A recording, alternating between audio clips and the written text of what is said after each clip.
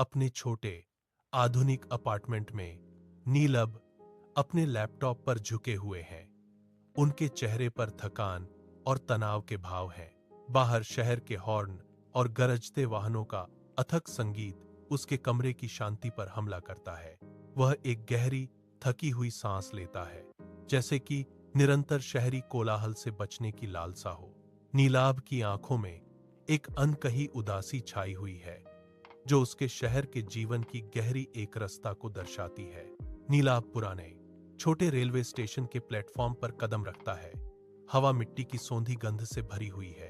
पक्षियों का चहचहाना उसका स्वागत करता है, जो शहर में प्रकृति का एक अनसुना सिम्फनी है। दूर क्षितिज पर एक विशाल बरगद का पेड़ खड़ा है, जिसकी प्राचीन शाखाएं जमीन तक फैली हुई हैं। नीलाभ बरगद को देखता है और उसकी आंखों में बचपन की सजीव यादें कौंध जाती हैं। वह एक गहरी शुद्ध सांस लेता है।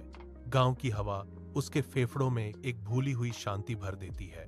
उसके चेहरे पर एक हल्की सच्ची मुस्कान है, जो एक दुर्लभ दृश्य है, जिसे हलचल भरे शहर में कभी नहीं देखा गया था। नीलाभ अपने पुराने जीर्ण शीर्ण टिन के घर के सामने खड़ा है, जिसकी फीकी दीवारें समय की गवाही दे रही हैं, फिर भी घर की पहचान बनी हुई है। पोर्च पर उसकी माँ, जिसके सफेद बाल झुर्रियों से उकेरे हुए चेहरे को घेरे हुए थे, सुपारी काट रही थी, जो शांत भक्ति का प्रतीक थी। जैसे ही उसकी नजर नीलभ पर पड़ती है, अखरोट तोड़ने वाला उसके हाथ से फिसल जाता है। एक हल्की खणखनाहट शांत प्रत्याशा को तोड़ देती है।